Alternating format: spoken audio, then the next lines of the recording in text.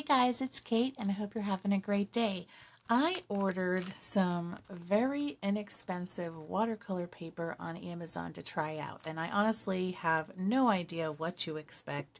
It could even not be cotton. I have no idea, but it is Fyess, I guess is how you would say it. It's 80 pieces.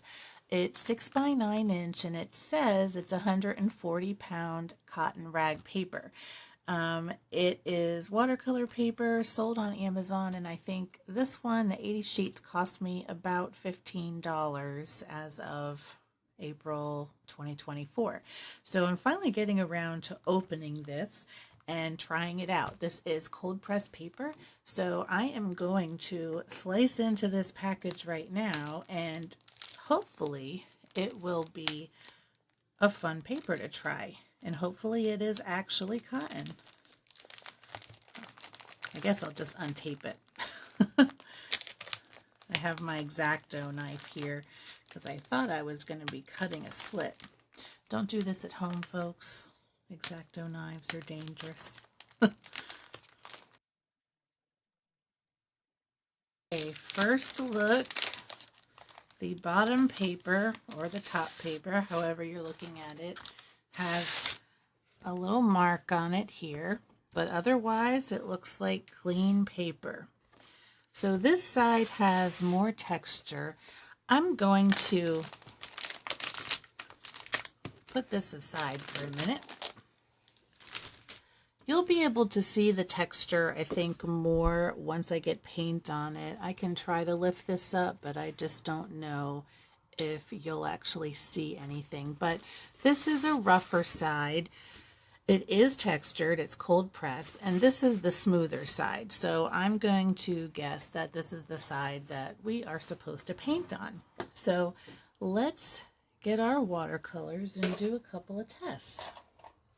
So I've got my Marie's Masters palette, and I'm just going to grab my quill brush for this and a flat brush.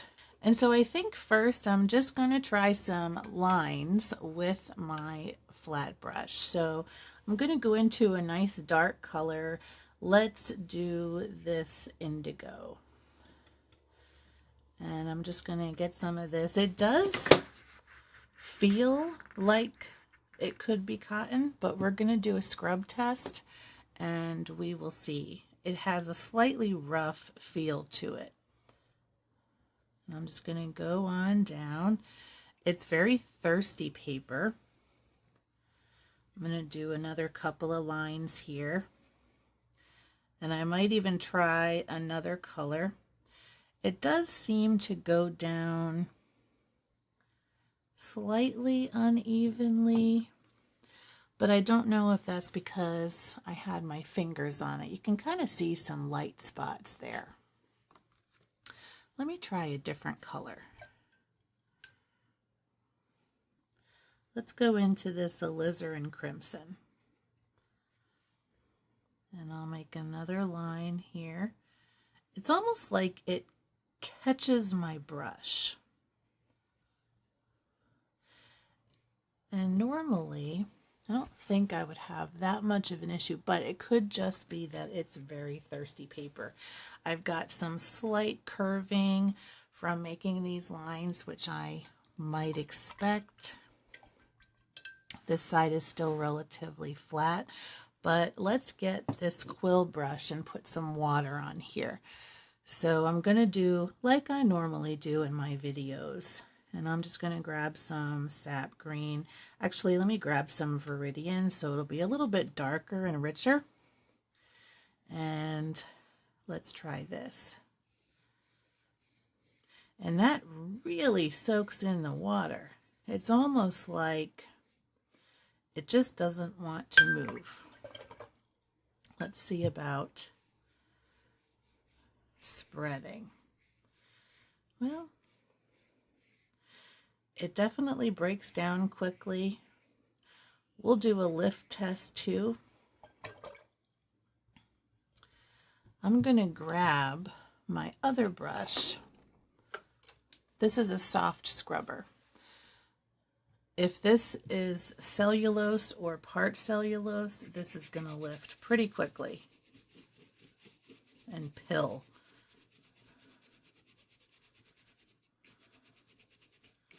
I don't really see much of any pilling going on, but I don't know if it's cotton rag. There's some slight pilling here. You can see the darkness. Let me give you a close-up.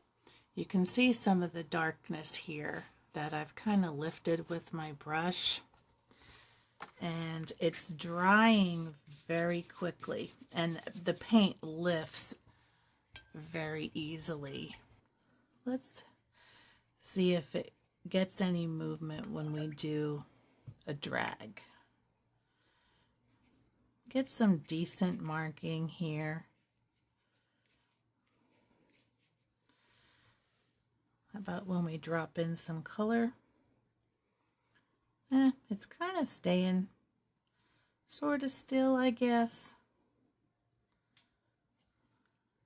I don't really know what to think about this paper. You know what I'm going to do is put this aside. Okay, I've grabbed a second sheet and I've got that set to the side drying. So I'm going to go in, let's spray this. And the paper pretty much comes up immediately, but even my other papers kind of do that. When they get wet on one side, they tend to curl. You can see that from this side. And usually if you spray both sides, that curl will just pretty much disappear when you get your paper saturated enough. So I'm just gonna go over this with my brush, get it nice and saturated. I think it probably has some cotton in it because it was hard to get it to pill with my scrubby brush. I only had a couple little pieces of paper versus some of my other cellulose papers. It just comes right up and it pills all over the place, those little balls of paper. So I've got some moist paper. I'm going to come in here and start spreading some colors and just see how these go down. Okay. The pigment tends to not be super deep. I'm going to do some blotting here and let gravity take over. It seems to spread nice when you've got gravity helping you. And when I go straight into the pan, now I don't know if you can see this, but right here, it almost pushes the other paint aside, like it's kind of sitting on top of the paper. You get this almost white ring around the paint that you put down. You can see it there. It's kind of interesting. I don't know why it does that, but it definitely moves. It moves things aside.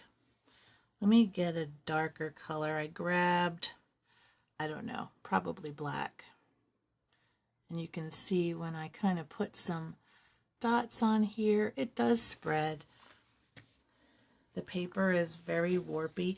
It does feel pretty thick, but I just don't know. Let me get one of my 140-pound papers. Okay. Based on feel, this is Master's Touch.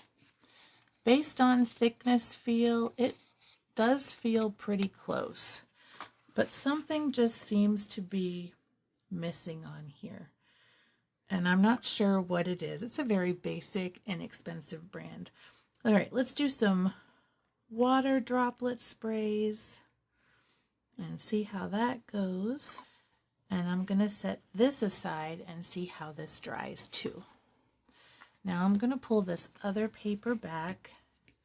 This feels ever so slightly damp. It does kind of dry pretty nicely, but you can see the color just kind of stays where it is. The lines dried pretty evenly. You can see some cauliflowering here where I added some more wash, and the part where I spread the paper, and it is degraded a little bit. I'm kind of turning it to its side slightly. I'm going to try to capture it on camera, but it's definitely worn off. So this may be a 25% cellulose possibly. I don't think it's 100% cellulose. I do think it has cotton in it, but not 100%. It dries interestingly. The colors behave a little bit differently than I'm used to on my other papers. However, it is a pretty thick paper, and being that it kind of behaves a little bit like cellulose, I might still use it. I do enjoy using some cellulose paper, and it could be interesting to see how things work on here. Even my little water droplets seem to be spreading out. I'm going to let this finish drying and come back with my sort of final thoughts. The paper, for the price, I would say this is a good value for practice paper, and I will probably be introducing this in some of my videos going forward because I have a pack of 80 sheets, so they definitely need to be used up. I'm going to do one more test here though, and that is to see how the watercolor lifts after it's dry. So this is completely dry. I'm going to drop a couple of water droplets on here, just like I do with my other papers. And I'm going to let those soak. And this paper really is thirsty. I can see it kind of soaking right into the paper right away. So on my Artist Loft paper, which is cellulose, the color kind of sits on top and it's very, very easy to lift. So if I were to come in here and want to do a second coat, I really would like to know how hard it is to lift color. If I were to paint another layer over this, will it lift the layer below it? Now I just rubbed that gently with my brush and it did have some movement, but it seems like it stays put a little bit better than the Artist Loft. Now I'm going to stroke this here a little bit more, and then I'm going to dab it with a clean tissue. And I'm also going to dab up those water droplets and see how the paint lifts. And I do get some lift, but not a ton. The lifting kind of reminds me of my Fluid 100 block, which is a little bit more of a challenge to lift. Now, when I put my brush on it, it has better lift, but you can barely see those water droplets that I blotted off. So the color does tend to stay put, it seems like, and I've done it on a couple different colors here just by running my brush over it. Now I wonder if I blot down here where I had the strokes of color, it seems to kind of blot to the layer below. And that's where I blotted right there. So you can still see that cloudy look where I had my original brush stroke, but my top brush stroke has been pretty much blotted away here. So the paint does have decent staying power. I don't know how clean of an edge you would get. If you want to lift your paint, you might have a little bit of a challenge. And actually, I'm going to grab my scrubby brush again, because if anything is going to lift paint, it's going to be this. It's pretty much made for that. And that lifts it much better.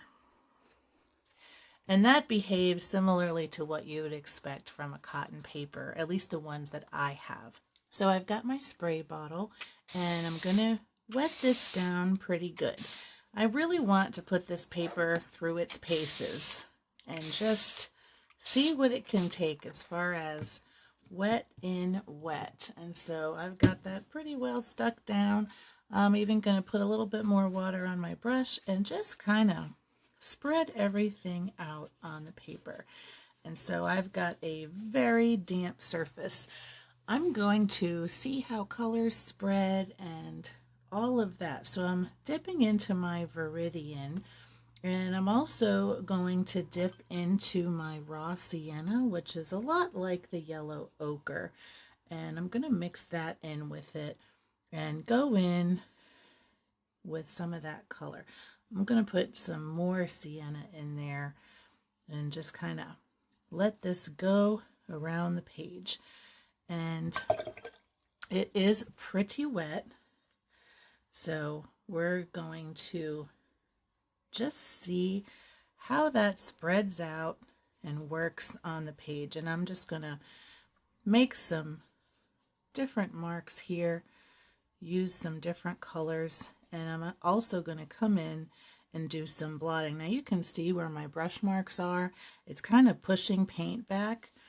I don't have any pilling, it doesn't look like, but the colors don't seem to move quite as much as some of my other papers. But they do move a bit, and it could have something to do with the amount of moisture I've got on here. Although I do tend to have a little bit better spread on some of my other papers, I think, even when they are wet like that. Now I'm kind of going in with my tissue here, and this is a dry tissue, and I'm just kind of blotting gently, and you have some really interesting texture there. So what I'm going to do is go back in with some dampness and some color, and I'm just going to sort of drop some of that in. Let me grab some more of that yellow ochre, and I'm going to let this just sort of make this paper richer, if that makes sense to you. And I'm going to drop some of this green in here. And I'm going to come back in and blot again, but I'm going to strengthen up some of this lovely color. The color does show up really nicely on the page, so we've got that going for us, which is nice. If any of you are Bill Murray fans, you might know where that line comes from. All right, so I'm blotted my brush. I'm grabbing my tissue again, which is now slightly damp, and I'm going to just sort of gently go through here with that second blotting, and I think that looks really beautiful, actually. Okay, how about just a little bit more, and we'll just keep building that sort of 3D look. And I'm really just getting this paper wet, seeing how the color works, and we'll be able to see how all of this spreads out and blends as it dries.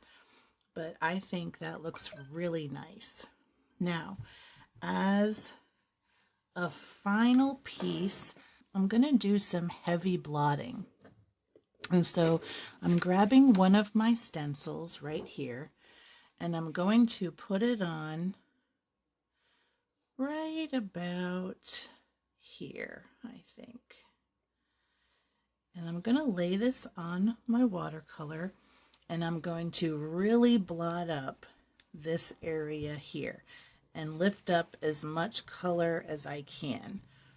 And so hopefully that will leave a bit of an outline where my stencil is.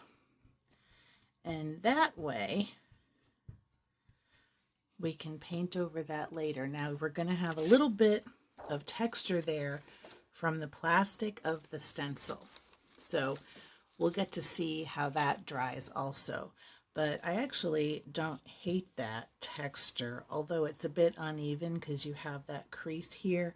So I might go in a little bit around this to smooth that out.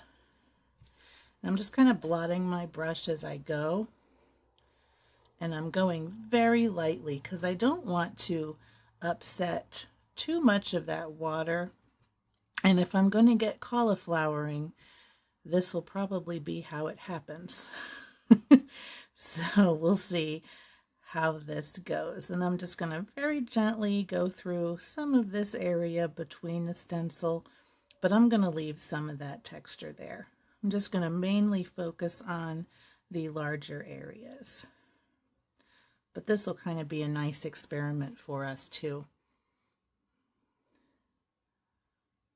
And so I'm just very gentle with my brush. Just like that. And you can see a very faint outline from that rose in your video probably. Now I'm going to go back into my brush and I've got it wet. I'm just going to add a few little dots of water here. And this is going to be cauliflowering that I want to happen on purpose. So I've got a mostly damp paper. It's not that wet anymore since we've blotted it. And I'm kind of making a stripe of water dots down the side here. And I'm just going to end it right down here at the bottom. And so we're going to look for cauliflowering texture here, almost as if we used salt on the paper. But the rest of it, we'll see if this part and all of this dries nicely. So I'll be back in a second. Okay, we are dry, and before I put on some more paint, I'm just going to give you a quick close-up. And so you can see my flower. The drying was really kind of pretty, and where I purposely did the extra droplets of water, I really love how this dried. Now, this is more that cauliflowering effect, but you also have some really soft feathered edges too, so playing around with this paper would be pretty fun. And over on the parts where I kind of fix things with my brush, there really wasn't a lot of uneven drying. You've got some texture here from where I lifted my stencil, and the pretty clean edges of the flower stayed intact. So what I'm going to do is add another little coat of paint. Oh, and real quick, slight warping, you can see there, but not any different than any of my other watercolor paper. So with the other cotton papers, this is pretty much par for the course for me with 140-pound paper. So I'm going to dip into my alizarin crimson, and I'm going to make kind of a light wash, and I'm just going to mix it with this slight bit of extra Viridian that I've got in there. And I'm going to kind of fill in some of these little flower shapes. And I'm just going to make this a very light wash, give it just a little bit of color. And it's going to be very faint because I don't want it to take over from my rose. And so I'm just going to add some hints of color here. Just like this. And I'm just blotting my brush and kind of dragging out some of that color to get a nice soft edge and just a hint of this red mix, which is really more of like a pink at this point. And I'm just being kind of gentle with it and my brush.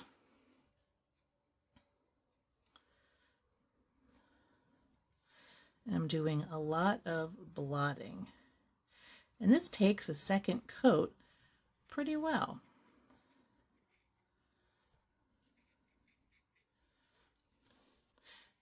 And I like this little kind of hint of color here.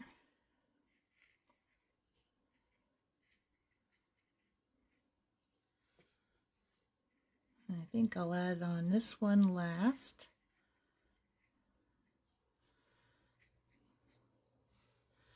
And maybe this one over here.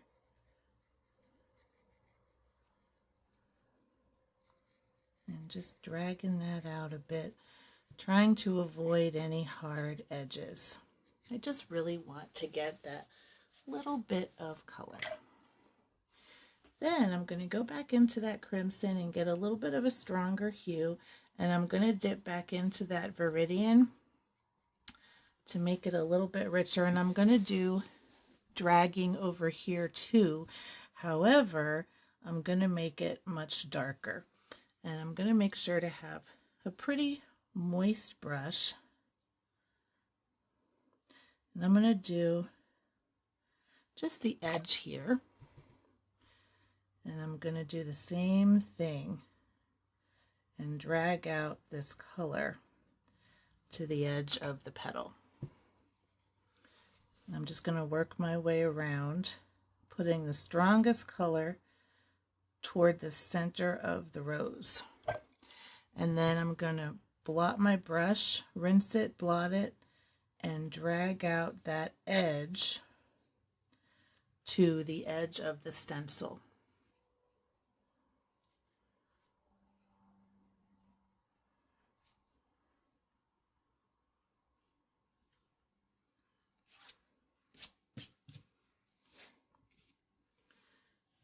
Okay, now let's go more Viridian and less red and really get that color going. And I am going to come around and make these little leaf patterns just like this. And this leaf kind of comes around to the outside and goes right in like that. And what I'm going to do is drag that toward the center as well. Actually, you know what? Let's make it solid.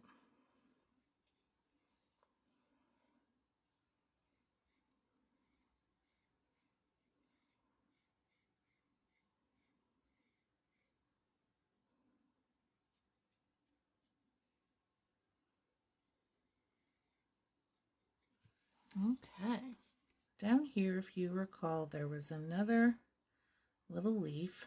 I'm just gonna kind of make it up.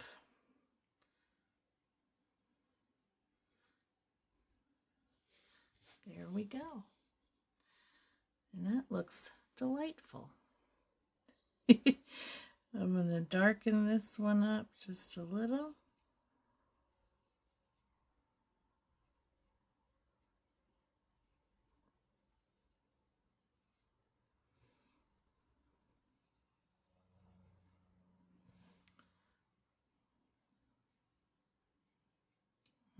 Okay.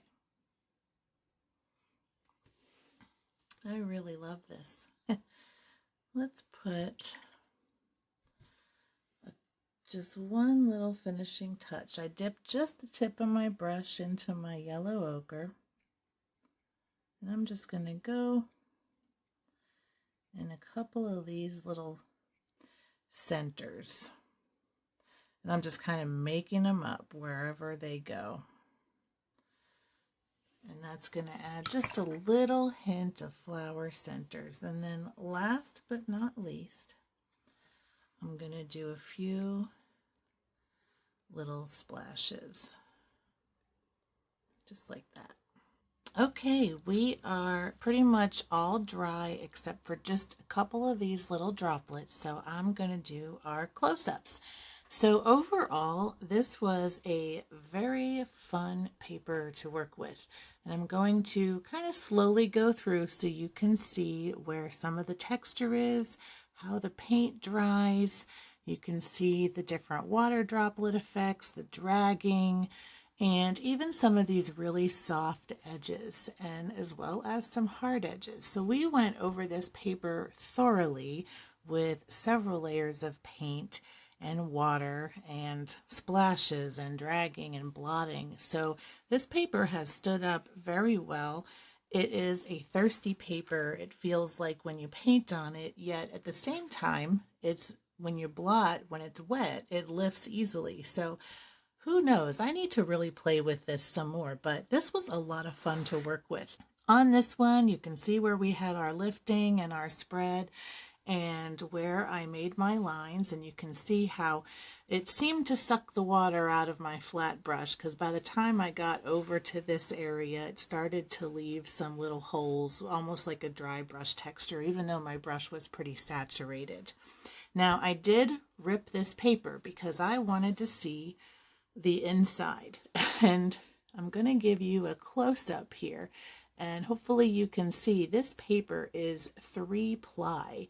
You can see an edge right here, another edge right here, and this, because it just kind of peeled back when I ripped it. And I'm actually glad that I did that, because I got to see kind of how the paper was put together.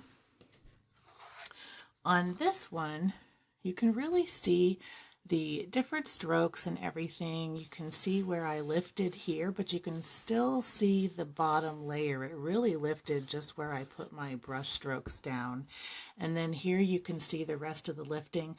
Not much going on with the water droplets here.